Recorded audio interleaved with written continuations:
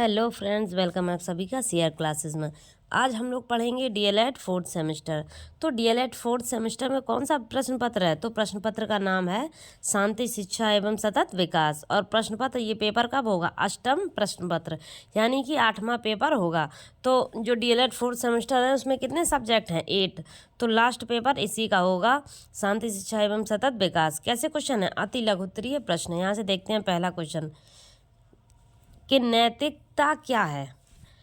नीति के अनुसार व्यवहार करना नैतिकता है। नैतिकता क्या है? नीति के अनुसार व्यवहार करना नैतिकता है। नेक्स्ट क्वेश्चन यहाँ से देखते हैं कि नैतिकता के क्षेत्र क्या क्या हैं। तो नैतिकता के क्षेत्र निम्न है।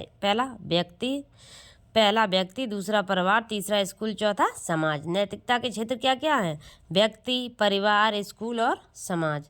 यहाँ से देखिए नेक्स्ट क्वेश्चन 3, चरित्र निर्माण करने वाले किन्हीं दो कारकों का उल्लेख कीजिए। तो चरित्र निर्माण करने वाले दो कारक यहाँ से देखते हैं कि एक तो क्षमाशीलता होना चाहिए। व्यक्ति ऐसा होना चाहिए जिसमें जो क्षमा करने की ताकत रखता हो, यानी कि क्षमाशीलता। नेक्स्ट, तपस्या और त्याग परायणता, जिसमें तपस्या और त्याग परायणता हो। तो चरित्र निर्माण के कौन से दो कारक हैं? एक तो क्षमाशीलता और दूसरा तपस्या और त्याग परायणता। नेक्स्ट क्वेश्चन यहाँ से देखिए, सहपाठी या साथी समूह की दो विशेषताएं बताइए। सहपाठी या साथी समूह की दो विशेषताएं बताइए। तो आंसर देखिए, यहाँ से देखते हैं कि साथी समूह अपने साथी के प्रति जागरूक होना चाहिए। साथी समूह अपने साथी के प्रति कैसा होना चाहिए? जागरूक होना चाहिए। साथी समूह में आपसी आदान प्रदान होना चाहिए। अब ये तो बात है ही कि हम दोस्त बना रहे हैं और कोई चीज़ वो हमसे मांगे तो हम दें नहीं, तो आदान प्रदान ना करें तो वो कैसा हो जाएगा? गुस्सा हो जाएगा। जबकि साथी समूह की शर्तें क्या हैं? साथी समूह अपने साथी के प्रति जागरूक होना चाहिए।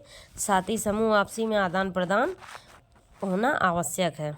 नेक्स्ट क्वेश्चन, व्यक्तित्व क्या है? यहाँ से देखते हैं, एक व्यक्ति का व्यक्तित्व वह है जिसके आधार पर हम कह सकते हैं कि प्रदत्त परिस्थितियों में वह व्यक्ति क्या करेगा, क्या नहीं करेगा। व्यक्तित्व क्या है?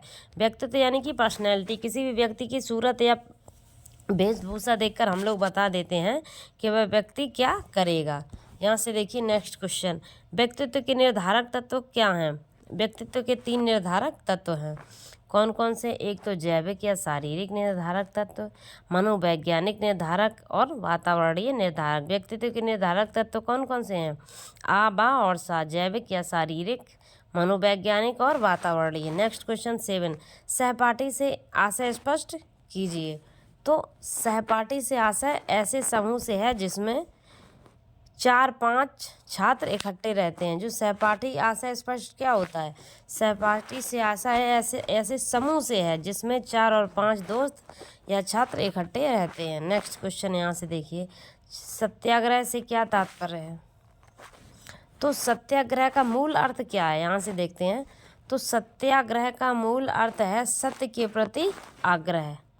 सत्य आग्रह, सत्य को पकड़े रहना और इसके साथ अहिंसा को मानना। यहाँ से देखेंगे नेक्स्ट क्वेश्चन, नैतिक शिक्षा किसे कहते हैं?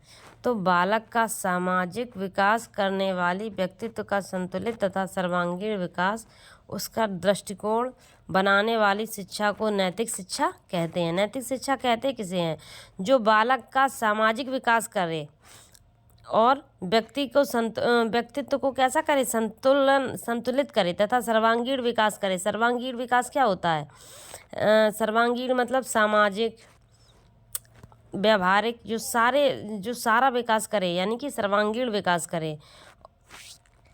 यहाँ से देखिए, उदार बनाने वाली शिक्षा को नैतिक शिक्षा कहते हैं। बालक का सामाजिक विकास करने वाली, व्यक्तित्व का संतुलन तथा सर्वांगीण विकास तथा उसका दृष्टिकोण उदार बनाने वाली शिक्षा को ही नैतिक शिक्षा कहते हैं। यहाँ से देखिए नेक्स्ट क्वेश्चन, नैतिक शिक्षा के कोई 2 उद्देश्य बताइए। तो पहला उद्देश्य यहाँ से देखते हैं, नैतिक शिक्षा का पहला उद्देश्य कि नैतिकता का विकास होना चाहिए और आध्यात्मिक विकास होना चाहिए। कौन कौन से होने चाहिए? नैतिकता का विकास और आध्यात्मिक विकास। नैतिक शिक्षा के कोई 2 उद्देश्य कौन कौन से हैं?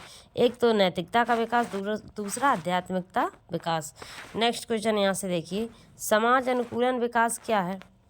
तो समाज अनुकूलन विकास का सीधा अर्थ है समाज के अनुरूप। समाज अनुकूलन का सीधा अर्थ क्या है? समाज के अनुरूप के विकास से है। इस प्रक्रिया को सामाजिकरण कहा जाता है। समाज अनुकूलन यानी कि समाज के अनुरूप, इस प्रक्रिया को समाजीकरण कहा जाता है। नेक्स्ट क्वेश्चन 12 यहाँ से देखते हैं। आक्रामकता के प्रकार बताइए। आक्रामकता के प्रकार बताइए। पहला प्रकार देखते हैं यहाँ से कि शारीरिक आक्रामकता, या तो इंसान कोई भी एक व्यक्ति है दूसरे व्यक्ति पे शारीरिक हाथापाई कर देता है, हमला कर देता है, तो ये क्या है? आक्रामकता कौन सी है? ये शारीरिक आक्रामकता। और मौखिक आक्रामकता, कोई एक व्यक्ति दूसरे व्यक्ति को गाली गलौज उल्टी सीधी बात बोलता है, ये कैसी है? मौखिक आक्रामकता। यानी कि शारीरिक आक्रामकता और मौखिक आक्रामकता। नेक्स्ट क्वेश्चन देखते हैं 13। गांधी के अनुसार वे कौन से तत्व हैं जो शांति स्थापना हेतु महत्वपूर्ण हैं? तो यहाँ से देखते हैं, गांधी जी ने शांति स्थापना के निम्न आचरण अपनाने पर बल दिया है। एक तो सत्य, दूसरा अहिंसा, फिर संयमित आचरण और चौथा क्षमा प्रश्न। यहाँ से देखते हैं नेक्स्ट क्वेश्चन 14। आक्रामकता की एक परिभाषा लिखिए।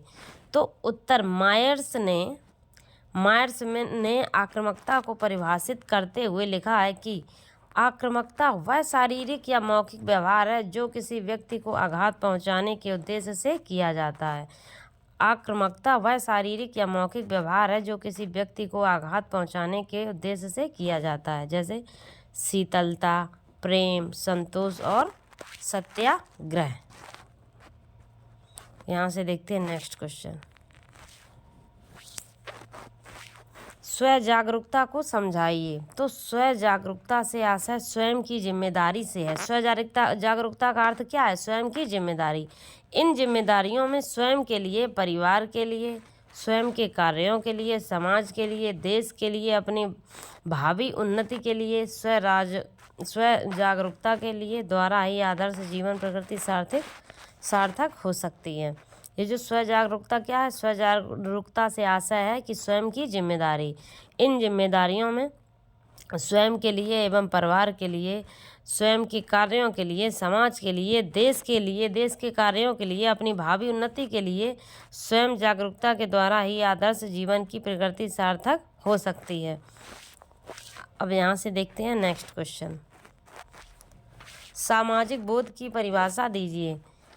तो बैरन यहाँ से देखिए, बैरन एवन वायरने के शब्दों में, ये कैसे कैसे लोग थे लेखक, इनके नाम बड़े अजीब से हैं। बैरन एवन वायरने के शब्दों में सामाजिक बोध का आशय सामाजिक विश्व के बारे में उपलब्ध सूचनाओं की व्याख्या, विश्लेषण, स्मरण तथा उपयोग करने से है। किससे है? व्याख्या, विश्लेषण, स्मरण तथा उपयोग करने से है। यही लास्ट क्वेश्चन है। Thanks for watching. अगर आपको मेरी क्लास अच्छी लगी हो तो प्लीज़ लाइक करें, सब्सक्राइब करें। हम आपके लिए ऐसी एजुकेशन वीडियो लाते रहेंगे। Thanks for watching everyone.